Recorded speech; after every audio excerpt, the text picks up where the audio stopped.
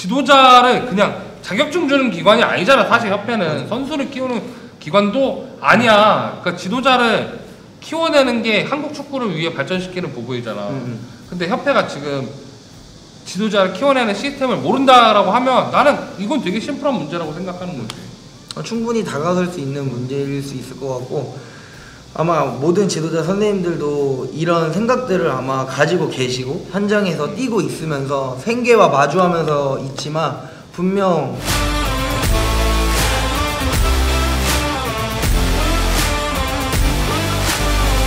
올림픽 보고 있니? 올림픽 보고 있죠. 제일 꽂혔던 올림픽 좀 요즘 배드민턴, 배드민턴, 탁구. 결국에는 공으로 하는 거를 또 제일 눈여겨보고 있는데, 형은 뭐 제일 양궁. 그 양궁 김우진 선수 금메달 딸 때 그 미국 아저씨 봤어? 마지막 결승전. 근데 그 아저씨가 나는 아무리 봐도 이 사람이 되게 정제된 공간에서 연습한 사람이라기보다 약간 야생에서 연습했을 것 같은 거야. 그런 느낌이 너무 잘 쏘는 거야. 왜냐면 바람이 막 이렇게 부는데도 너무 잘 쏘는 거야. 그래서 나중에 그 다음날 뉴스에 진짜 나오더라고. 그 사람이 미국의 유일한 프로 양궁 선수래. 그러다 그 뉴스 기사 못 봤는데 공에 집중돼 있어가지고. 그래서 뭐 나는 그리고 농구, 축구. 축구. 축구는 워낙에 그냥 보고. 난 축구 관심 없다가 일본이랑 스페인 하는 것 때 그때 잠깐 관심 가져가지고 봤는데, 일본이 우승 후보일 거라 생각하고 좀 봤는데 스페인이 결승 갔잖아. 이런 관심 없었어. 올림픽 우리나라 축구는 또 안 하니까. 우리가 그건 알잖아. 심판이 부상당하면 대기실력 교체하잖아. 그치, 대기실력 교체. 그거 진짜로 봤어. 언제? 이번 올림픽 때? 스페인 모로코 경기 때 모로코 선수가 파울을 당하는데 그 뒤에 스페인 선수가 카바띠로 뛰어오다가 심판이랑 부딪히면서 심판 발목이 돌아가는 거야. 그 심판이 일어나서 발목을 몇 번 짚어보더라고. 근데 심판이 안 된다고. 진짜? 안 된다고 사인을 내서 국제 경기는 주부심이 한 팀이잖아. 그치. 대기심이 스웨덴 사람이었단 말이야. 다른 경험을. 그러니까 역시 올림픽 화합의장이네. 화합의장. 그런 이슈가 있었구나. 근데 이제 어쨌건 축구는 못 갔고, 농구는 또 내가 농구를 좋아해요. 그래서 농구는 미국이 거의 하드캐리 하는 거 아닌가? 근데 프랑스가 수비적인 농구로 잘 올라오고 있고, 일본을 조금 나는 사실 기대를 했는데, 일본에 현역 NBA 리거들이 많으니까 기대를 했는데 일본이 8강을 못 갔거든. 그래서 뭐 미국 위주로 농구를 보고 있고, 그리고 그러니까 약간 그런 거 있는 것 같아. 확실히 축구, 야구, 농구, 뭐 배구 이렇게 못 가잖아. 우리가 얘기할 수 있는 대표적인 프로 스포츠, 뭐 야구야, 뭐 야구를 하는 나라에서만 지금 올림픽 야구를 하니까, 특히 축구, 농구, 배구가 없으니까 이게 올림픽 분위기가 더 안 사는 거 같아. 왜냐면 축구는 어쨌든 조금 주목받는 경기, 특히 선수단이 좀 주목받는 선수단으로밖에 못 나올 수밖에 없고. 왜냐면 만약에 우리가 올림픽 갔으면 그 연령대가 2002년생 연령대잖아. 그렇지. 그러니까 정상빈 있고, 뭐 엄지성, 이강인도 뛸 수 있을 멤버고. 멤버들이 괜찮아요. 배준호 뭐 이런 선수들, 뭐 좋은 선수들이 많은데 어차피 올림픽을 못 갔는데, 자, 우리가 올림픽을 88 서울, 92 바르셀로나, 96 아틀란타, 2000년 시드니, 2004년 아테네, 2008년 베이징, 2012년 런던, 2016년 리우, 2020년 도쿄까지 계속 올림픽을 나갔고, 맞아. 그리고 2024년 올해 이제 파리에서 못 나갔단 말이야. 특히 16년 대회부터는 토너먼트식으로 예선이 바뀌어서 개인적으로 그 전에 그 올림픽 예선 시스템을 알잖아. 2016년 이전 12년 그거는 거기는 8개 팀이 2개 조로 나뉘어갖고 조별리그를 하고, 8개 팀이 2개 조로 나뉘어서 이 조 1위 팀만 올림픽 가잖아. 그치. 그게 빡셀까? 지금 아시안컵 형태가 빡셀까? 난 개인적으로 조 1위만 올라가는 게 좀 더 빡세지 않을까? 미끄러지면 안 되잖아. 절대 미끄러지면 안 되기도 하고, 결국에는 진짜 그 한 경기에 완전히 우리가 1위였다가도 3위로 떨어질 수 있는 경우가 돼서 다시 다음 경기에 올라오는 것도 힘들 것 같아서, 그러니까 예전이 좀 더 힘들지 않을까? 그러니까 리그전은 또 다득점이라는 전제가 있는데, 이게 토너먼트는 딸깍이라고. 맞아. 한 번 딱 이기면 되는 그런 것도 있으니까 어떻게 해서든 뭐 승부차기로 이기든 이게 우리가 결국에는 8강전에서 인도네시아한테 승부차기로 진 거니까. 그래서 나는 개인적으로 내가 기억하는 축구는 그 올림픽 축구는 이천수가 10번 달았던 시드니부터야. 시드니부터 기억이 나고 제일 기억에 남는 월드컵을 형은 꼽자면 뭐 여러 가지 많겠지만 제일 기억에 남는 그러면 우리가 전제를 깔아야 돼. 2002는 빼야 돼.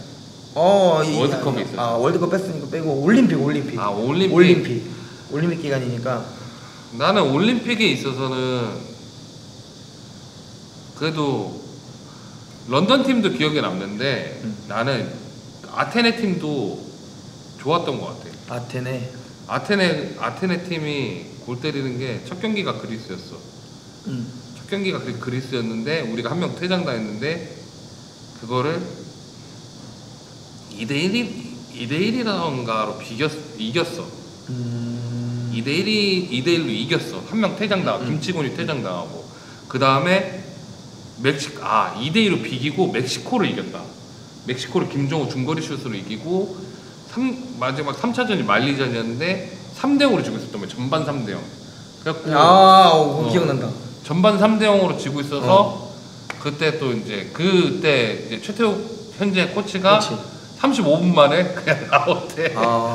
35분 만에 나오면서 유니폼 던지더니 너무 강렬해서. 그 팀이 말리랑 3대3으로 비기면서 8강에 갔었는데 그 마지막 경기에 이천수가 파라과이전에서 2골 넣는다. 2골. 만회골을.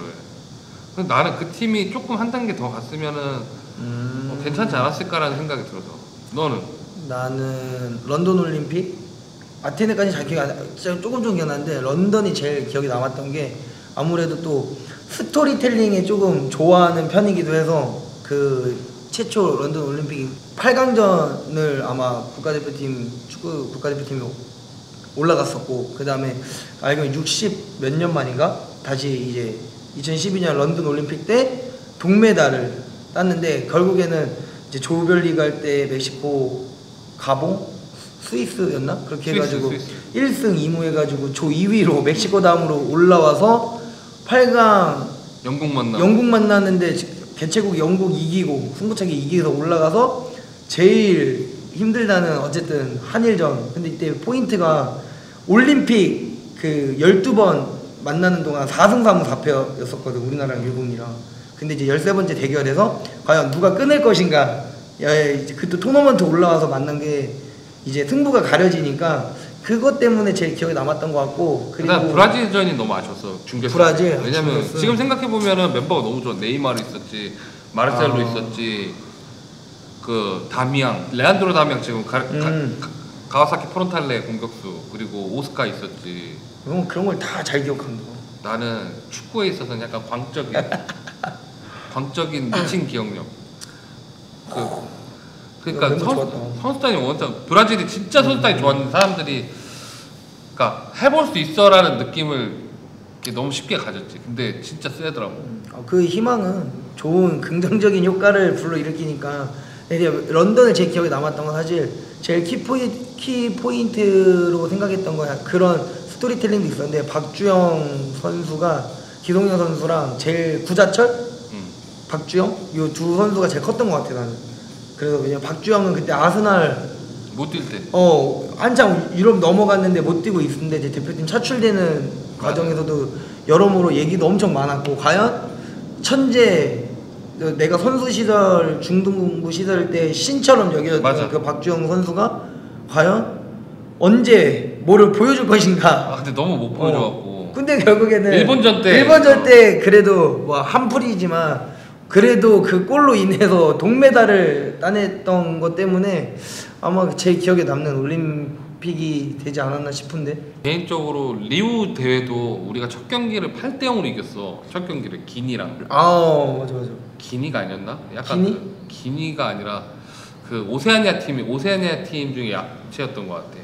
근데 첫 경기는 대승하고 그리고 독일이랑 3대3 나고. 그때 독일 멤버가 막 그나브리 있고 막 그런 때다. 그리고 마지막 경기를 멕시코랑 이기고 그때 권창훈 선수가 결승골 넣어서 이기고. 온두라스한테 역전골 한 방. 맞아. 온두라스 내가 알기로 온두라스 그게 두 번째 슈팅인가 첫 번째 맞아. 유효 슈팅인가 그럴 거야. 맞아, 그걸로 먹거든. 올림픽 팀이 중요한 이유는 올림픽 팀이랑 A 대표팀이랑 이렇게 연결되는 구조라고들 얘기하잖아. 실질적으로 내가 기억나는 올림픽 팀에서 2000년 시드니 올림픽 때는 이천수가 있었고 박지성이 있었고 이동국이 있었고 뭐 그러니까 어린 선수들 한정으로만 보자면 그리고 2004 아테네 같은 경우는 김두현 선수, 조재진 선수, 김정우 선수, 김정우 선수 있었고 정경우 선수 있었고 뭐 그런 선수들이 있었고 2008 베이징 같은 경우에는 뭐 박주영 선수, 저희는 그 백지훈, 김진규 그리고 이청용, 기성용, 구자철은 안 뽑혔어. 그럼 그건 다 이때 2008년 그 베이징 때 조영철이 뽑혔어. 조영철이 8, 9년생 그냥 빠른 거 말고 그냥 생짜 8, 9년생으로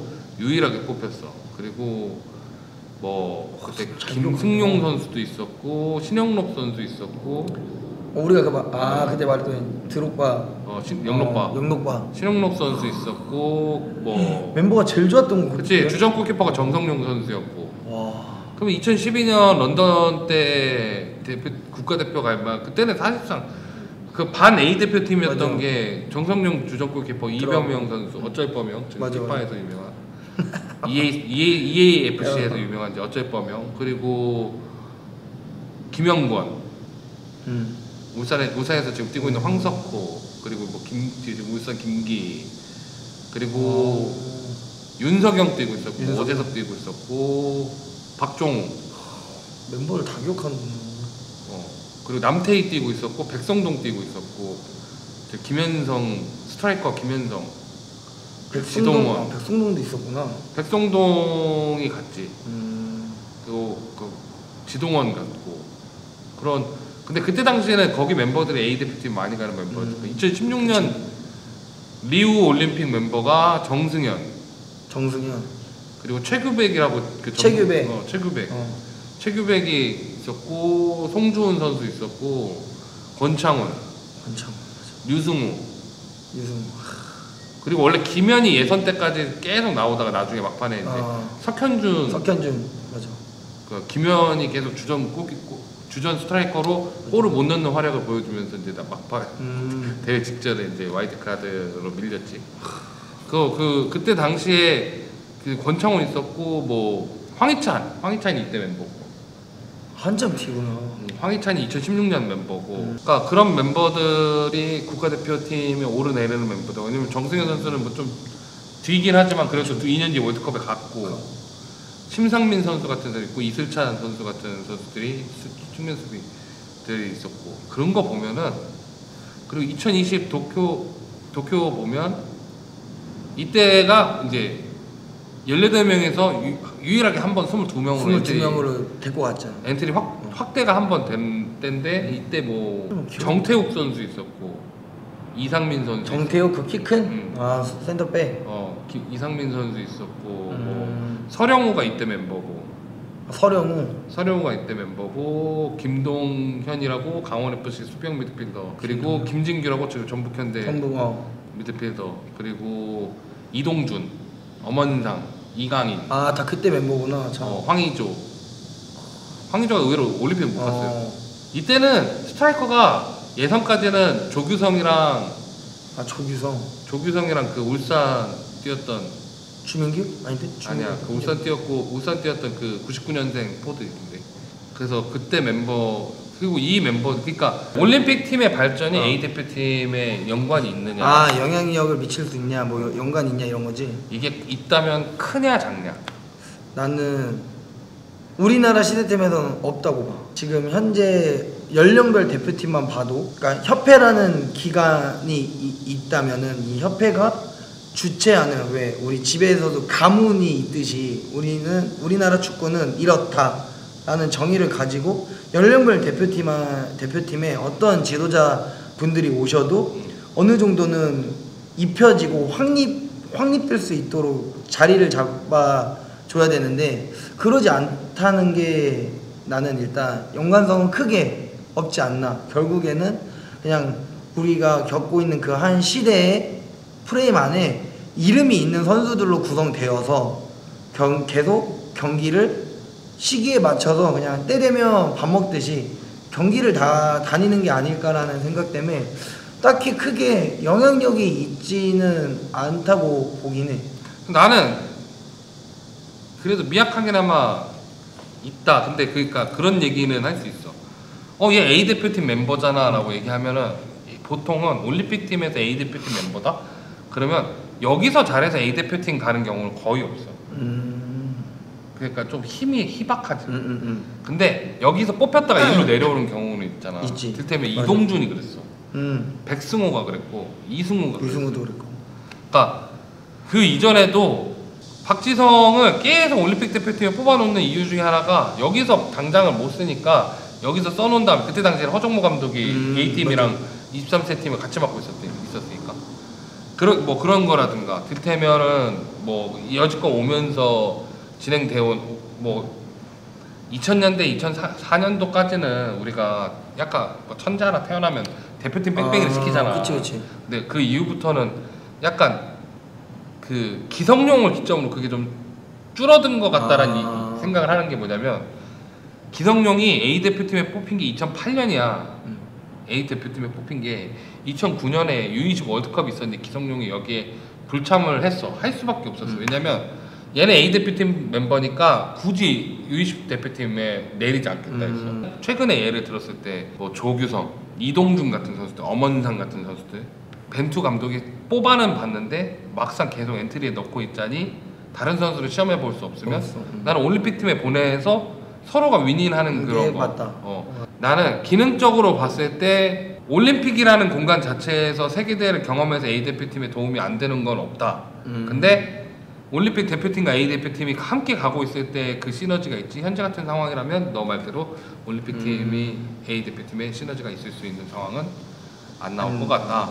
앞으로의 U23 팀이 너가 생각할 때 너가 만약에 그거에 권한이 있어. 그럼 너는 U23 팀을 어떤 식으로 운영하는 게 나을까?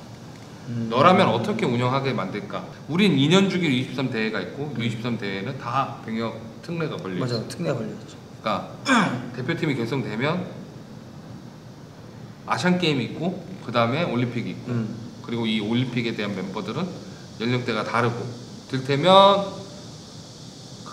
그런 게 되겠지. 광주 2010년 광주 아시안 게임이 87이었어. 최대가 87. 그리고 2012 런던 올림픽 최대 연령대가 89년생이었어. 그러니까 이런 식으로 되니까 너라면 그러니까 황선홍 감독이 본선에 실패한 이유, 그 다음에 그 실패를 봤을 때 이런 식으로 운영되는 게 더 낫지 않겠는가? 일단 나는 실패한 이유는 조금 뭔가 내가 갖고 있는 생각이 뭔가 좀 확립이 되어 있거나 좀 뚜렷하지 않아서 실패라기보다는 내가 아까 말한 대로 U23세를 대표팀을 내가 어떤 권한으로 뭔가를 한다면 이걸 먼저 할 것 같아. 사실 이제 또 그 전에는 이렇게 깊게 생각해 본 적은 없지만 이번에 이제 올림픽을 통해서 이제 우리 기관들이 어떻게 일을 하느냐에 따라 정말 많은 일들이 일어날 수 있다라는 거를 보고 나니까 축구도 뭐 모든 스포츠마다 그럴 수 있는 환경인지 아닌지 모르겠지만 양궁 대표팀처럼 선수를 다시 구성하고 우리나라 국가대표라는 이름이라는 걸 가지고 뽑을 때 다시 작년에 올림픽 대표팀 했다고 또 올림픽 대표를 계속 지도자가 바뀌어서 계속 승선한다기보다는 어떤 그 일종의 상비군 제도 상비군 제도 같은 것처럼 테스트 기준점이라는 걸 놓고 한 해, 올해 그런 준비들을 잘 되어 있는 선수들을 차출해서 A 대표팀까지 올라가는 그 발판이 계속 만들어지면 계속 경쟁 구도를 해야 되는 상황과 그리고 근데 또 이것이 되려면은 자꾸 축구를 좋아하고 축구를 사랑하지는 하는 축구인으로서 양궁협회를 보면서 느꼈던 게 결국에는 이 협회라는 기관이 가지고 있는 지향하는 목표점 그게 그대로 지도자들한테 입혀지면 어떤 선수들이 들어온다 한들 그 무너지지 않는 선 안에서는 대표팀이 23세 팀이 뭐 18세, 17세 연령부 대표팀들이 다 원활하게 움직이지 않을까. 그러다 보면 결국에는 그 선수들이 계속 경쟁해서 주고받고 올라오면서 유소년 시기부터 이 성인팀이 될 때까지 경쟁 구도를 계속 가지면서 국가대표팀에 승선을 하기 위한 또 본인만의 어떤 노력들을 할 것이며 거기에 어떤 지도자가 와도 대한민국이라는 팀 컬러가 바뀌지 않는 체제에서 올라갈 수 있지 않을까라는 생각 때문에 일단 내가 U23세에 어떤 권한이 생긴다면 모든 지도자들이 협회 사람들과 이런 머리를 먼저 맞대울 수 있고 대화를 먼저 해보는 좀 솔솔수범해서 앞장서서 이런 일들을 조금 이렇게 독립투사처럼 막 앞에서 조금 움직여주고 그런 다음에 팀을 정비할 때도 나의 선수 기준들은 23세는 모두가 안 한다 하더라도 나는 23세 기준 이렇게 뽑겠다 라고 해서 선수를 그런 형태로 차출하는 걸 한번 해보면 또 다른 어떤 한국 축구의 좀 패러다임의 변화가 올 수도 있지 않을까? 허황될 수도 있지만 또 이게 실현이 된다 하면 각 연령별 지도자분들도 사실 큰 부담 없이 서로 결국엔 우리나라 아이들로 우리나라 선수를 키워내는 그런 정책을 펼쳐야 되니 어떤 지도자들이 와도 서로 공생하고 위아래로 올려 주고받으면서 이 아이들이 이 선수들이 올바르게 성장하는 데 일조되지 않을까?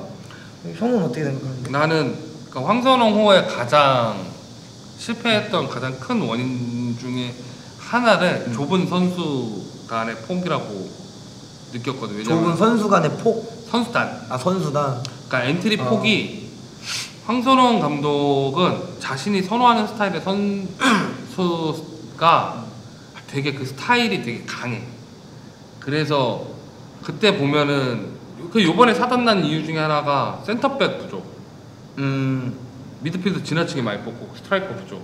근데 그러니까 엔트리가 확장이 되기 시작하면서 우리가 거기에다가 엔트리에 대한 밸런스를 짜기 어려워진 건 사실인데 중요한 건 황선홍 감독이 U23 대표팀을 맡고서 거의 4년여의 시간 동안 준비하면서 비슷한 상황을 계속 보였고 여기에 약간 체급이 달리 나갈 수 있는 아시안 게임을 제외하고서 성과를 못 보여준 건 사실이었고 그러니까 나는 그 부분은 확실하게 너 말에 어느 정도 일정 부분 동의하는 부분으로 엔트리 폭이 너무 좁았다. 그러니까 선수단을 가용할 수 있는 그 선수단의 리스트를 너무 좁게 갖고 있었지는 않았나. 그게 왜냐면 결국에 본선 엔트리에서 센터백 수가 더 좁아진다라는 건 갖고 있는 센터백 수가 더 적어졌다는 얘기일 수도 있잖아.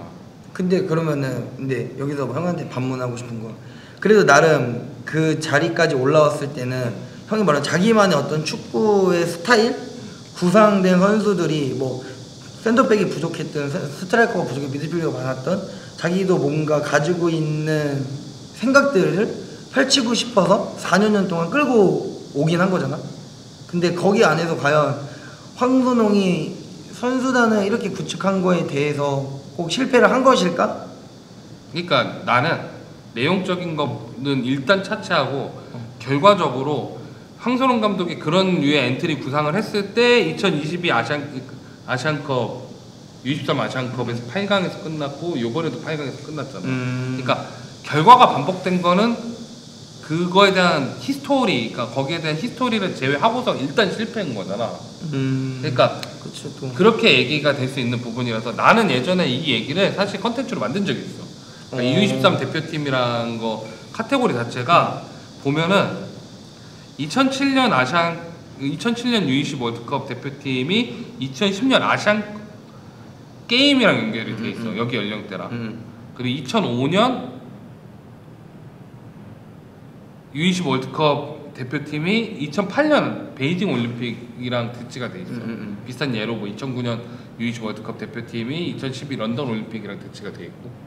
그 나는 만약에 대표팀이 어느 정도 MIK라고 지금 계속 얘기하고 있는 거 있잖아. 그리고 어찌됐건 다른 나라는 U23 대표팀을 따로 선임하지 않잖아. 연령별 대표팀으로 전임 지도자가 이어가잖아.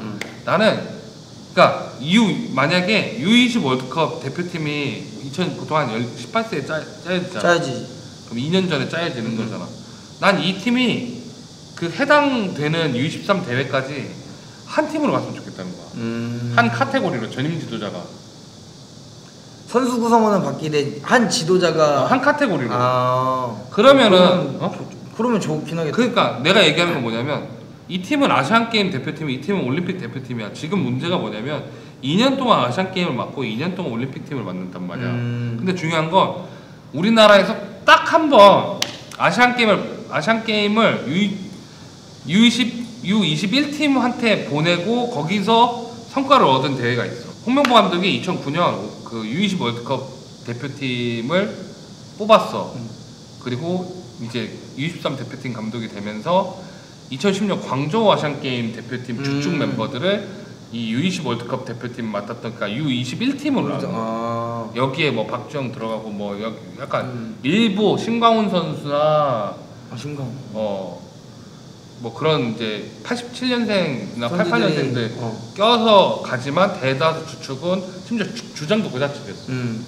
그리고 그 기조로 쭉 대표팀이 4년을 왔잖아. 그리고 나서 거기서 메달을 딴 거잖아. 내 얘기는 뭐냐면 우리가 아시안 게임도 중요하고 올림픽도 중요한 거잖아. 다 중요하지. 그러면 나는 아시안 게임 중요도에 따른 중요도에 따른 팀을 하나 만들고 올림픽에 따른 팀을 하나 만드는 거지. 그렇게 만들려고 했던 게 이광종 감독의 협회가 카테고리로 한 번까지 쭉 밀어주려고 했던 감독이 이광종 감독이야. 이광종 감독이 U17팀을 2009년에 맡고 U20팀을 2번 맡았어. 2013년도까지 2011년, 2013년 대회를 나갔어. 그 다음에 2014년 23세 팀 데리고 아시안게임 금메달을 따고 2016년 리우올림픽 대표팀까지 맡기로 하다가 나중에 병사하신 거야. 그러다가 이제 갑자기 급성백혈병으로 이제 돌아가신 건데 나는 굳이 그러니까 일반 감독을 데려온다. 그러면 협회에서 전임 지도자가 대표팀 감독으로 전환돼서 계약을 다시 하는 거하고 비용 차이가 더 클 거라고 생각을 해. 근데 나는 돈을 아끼자는 게 아니라 전임 지도자가 전임 지도자로 들어온 이유가 있잖아. 있지. 그럼 전임 지도자한테 어느 정도의 기회와 이 사람이 포텐셜이 있다고 보면 그 협회가 밀어줄 수 있는 부분 아니야. 그러면 이런 걸 밀어줄 수 있는 가장 장기적인 프로젝트는 U18 대표팀이 U23 대표팀까지 가는 게 하나의 카테고리가 될 거고 이게 협회에 있어서 나는 게임 모델이 될 수 있는 부분이라고 생각이 들어서 이렇게 얘기를 한 건데 그러면 그렇잖아. 얘네는 올림픽 나가고 얘네는 월드컵 가고 아시안 게임 나가네. 근데 알잖아. 올림픽을 나가고 아시안 게임을 나가는데 이 선수들이 가끔 바뀌어. 뒤바뀌어. 누구는 올림픽에 와일드 카드로 나가든 아시안 게임에 미리 선발돼서 나가든 방법이 여러 가지가 있어. 근데 그것까지 극복하는 게 나는 선수들의 몫이라고 생각을 하는 거지. 근데 나는 오히려 그 전부터 얘기를 했지만 U18 대표팀을 전임 지도자가 20세 대표팀 감독으로 선임이 된 서부터 나는 6년의 프로젝트로 이렇게 딱 갔으면 좋겠어. 3년의 프로젝트. 그럼 나는 지금 가장 큰 문제가 뭐야? 대한민국에 감독이 없잖아. 그러니까 티가 없는 감독이 없잖아. 그러니까 캐릭터가 있는 감독이 없고. 나는 이런 거를 시행하면은 협회가 그러니까 이거는 되게 러프한 이야기가 될 수 있지만 이런 거를 하면 협회가 오히려 지금보다 더 많은 감독 프로를 갖게 되고 더 많은 감독들의 캐릭터를 만들어서 한국 축구를 만들어낼 수 있지 않을까라는 생각을 하는 거지. 그러면은 얘기하다 보니까 갑자기 생각이 난 건데 결국 이 지도자의 풀도 사실 다양화가 필요하다고 생각을 해보게 됐는데 결국 물론 다 뭐 유럽들도 마찬가지겠지만 선수 출신이니까 꼭 프로를 뭐 휘황찬란 100경기 이상을 해야 되고 뭐 50경기 이상을 해야 되고 어디 프로를 무조건 찍고 나와야 되는 그런 지도자 말고 사실 지금 보면 유소년 우리 클럽화가 되고 있는 이 유소년 축구 봐도 사실 영향력이 있는 지도자 선생님들 엄청 많이 있단 말이지. 사실 그 분들도 물론 생계화도 유지가 되는 부분도 있기도 하고 또 그거 이상으로 대표까지 꿈을 꾸다가도 다 그만두고 이제 성인이 돼서 지도자로 전환하는 분들이 거의 대다수인데 이런 분들 중 안에서도 분명 뭐 전임 지도자부터든 나도 지금 뭐 A급을 자격증을 갖고 있지만 자격증 그런 제도에서도 다 들어오셨을 때 얘기들을 다 많이 나눠보고 하면 또 현장에서의 힘든 부분들이 또 어떤 이야기들이 위로 전달되지 않은 상황들도 너무 많기도 하고 또 이게 중간에 걸려지기도 하고 그래서 사실 이 전임 지도자라든지 협회의 어떤 구성원으로 지도자를 뽑는 건 대표팀에 네임이 있는 지도자들도 너무 좋지만 사실 지도자도 육성을 해야 된다고 생각해. 그러니까 사실 지금 보면 그러니까 그런 모델이 약간 프랑스의 클레르 퐁텐이나 네덜란드가 갖고 있는 지도자 모델 같은 거잖아. 그러니까 그치 애초에 그러니까 나는 전임 지도자를 선정하는 게 나 전임 지도자 해야겠다 신청해서 거기 들어가는 게 이제 면접 보고 들어가잖아. 그게 아니라 지도자 D급, C급, A급, B급, A급 이렇게 시험을 보잖아. 거기서 성적 상위자들한테 전임 지도자 자격을 주면 되는 거야. 한번 도전해볼 만한 또 그 안에서도 나는 계속 뭐 내가 지금 맡고 있는 파트에서만 열심히 하겠다는 사람도 있을 수 있고 진짜 왜냐면 나도 A급까지 땄던 이유가 다른 거보다 프로의 세계를 가보지 못했는데 뭐 학창 시절에 다 너는 어떻게든 뭐 프로를 갈 수 있다 뭐하다 이런 얘기 너무 수없이 들어왔어. 이제는 사실 현실의 피라미드처럼 부딪히다 보니까 내가 실력적으로는 좀 선수로서는 1, 2부 들어가서 뭔가 한다는 거 정말 어려운 거구나라고 느꼈는데 지도자의 역량은 또 다르더라고.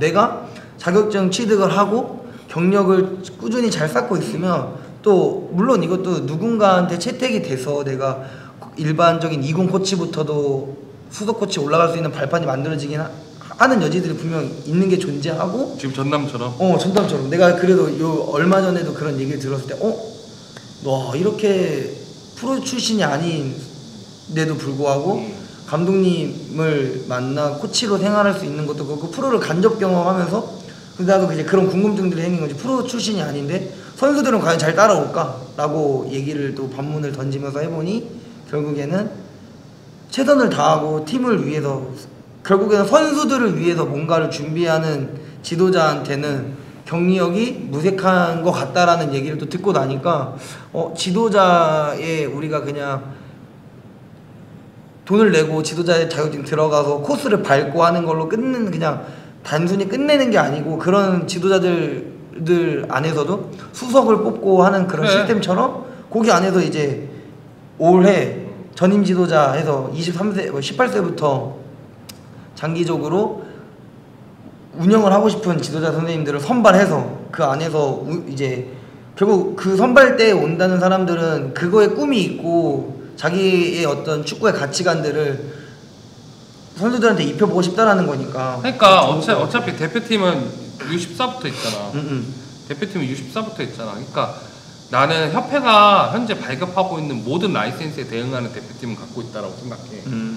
거기에 뭐 감독이 아니어도 코치로 들어갈 수 있잖아. 그러니까 전임 지도자를 협회가 기다리는 것이 아니라 협회가 발굴하는 게 난 그게 지도자를 키우는 거라고 생각해. 그러니까 나도 그런 거 같아. 그러니까 지도자를 그냥 자격증 주는 기관이 아니잖아. 사실 협회는 선수를 키우는 기관도 아니야. 그러니까 지도자를 키워내는 게 한국 축구를 위해 발전시키는 부분이잖아. 근데 협회가 지금 지도자를 키워내는 시스템을 모른다라고 하면 나는 이건 되게 심플한 문제라고 생각하는 거지. 충분히 다가설 수 있는 문제일 수 있을 것 같고 아마 모든 지도자 선생님들도 이런 생각들을 아마 가지고 계시고 현장에서 뛰고 있으면서 생계와 마주하면서 있지만 분명 나처럼 뭔가 내가 이렇게까지 자격증을 갖고 있는데 그냥 어떤 한 스포츠 클럽 하나를 경영하고 운영하는 것만이 아닌 또 다르게 그 다가가서 지도를 할 수 있는 또 다른 풀이 생긴다면 또 이런 경영을 하다가도 다시 내가 현장에서 더 잘할 수 있는 일을 찾아도 들어갈 수도 있을 것 같고 또 현장에서 지쳤던 사람들은 또 다른 아이들을 가르치고 지도하면서 또 국가대표팀이라는 뉴스 그 연령별 대표팀이라는 또 그런 소속감 안에서 또 다른 어떤 동기부여와 시너지를 가지고 임하다 보면 또 다른 축구 그 프레임들이 바뀌는 거에 일조가 되지 않을까. 사실 지도자분들은 너무나 많이 있고 여기에서 좋은 지도자를 이제 육성하거나 뽑는 건 사실 누군가가 컨트롤 타워의 역할을 조금 해줘야 되는데 그게 협회일 것이고 그 안에 또 체육회가 있을 것이고 이제 이런 것들이 좀 잘 된다면 아까 형이랑 주제를 나눴더니 모든 것들이 조금씩은 또 디벨롭돼서 발전하는 또 그런 시기들이 오지 않을까. 결론적으로 올림픽 얘기를 해보려고 했는데 지도자 얘기로 끝이 나. 그래. 결국에 돌고 돌아 그러긴 한데 결국 이게 늘 형이랑 얘기하면 이게 뿌리까지 갑자기 내려와서 얘기들이 맞아. 좀 전반적인 스토리가 이렇게 확립되는 걸로 얘기가 자꾸 되긴 하는데 근데 우리가 그쪽에 관심이 많아서 그래요. 그런 거 같긴 해. 그래서 일단 저희가 올림픽을 통한 올림픽 대표팀의 앞으로의 운영 방안 같은 거 협회에서도 볼 수도 있어. 그러면 전임 지도자 시켜달라. 매몰 받는 거 아니야? 몰매겠지. 몰매. 메모로 묻히는 거. 몰매 맞겠지 뭐. 그래서 몰매 맞아봐야 전화 때리십시오. 대신 구독 받고 때리십시오. 그래서 저희가 올림픽 대표팀 얘기를 해봤고 저희 이제 이 다음 편은 여자 대표팀에 대한 이야기를 한번 해보겠습니다. 지금까지 저희가 올림픽 대표팀에 대한 이야기를 한번 해보고 그 다음에 이제 이 다음 편에 여자 대표팀 이야기를 할 건데 되게 아쉬웠어요. 그동안 올림픽을 보면서. 맞아. 올림픽에 축구가 당연했는데 그리고 원래 올림픽 개막식 전에 축구를 하고 그 다음에 맞아요. 개막식을 하고 올림픽을 즐기는 게 이렇게 올림픽 동안에 국룰인데. 축구를 보면서 중간에 하프타임에 어떤 경기가 진행되고 이런 걸 보는 게 국룰인데 지금 약간 그런 게 안 되는 것 같이 올림픽이 벌써 지금 거의 반 넘게 지나가서 끝나가요 이제. 왜냐면 육상하고 있으면 거의 끝난 거거든. 맞아. 끝나가요. 그래서 그렇게 좀 아쉬운데 그런 부분들이 이 다음 올림픽이 또 미국에서 열립니다. 월드컵만 미국에서 열리는 게 아니에요. 2028년 로스앤젤레스 올림픽에서는 그래도 우리가 축구가 다시 갈 수 있을까? 화이팅 한번 하고 끝내실까요? 아니요. 그런 기념으로? 안 돼요? 아무튼 저희 지금까지 얘기를 해봤고요. 스냅앤 풋토 장동희 남녀였습니다. 감사합니다.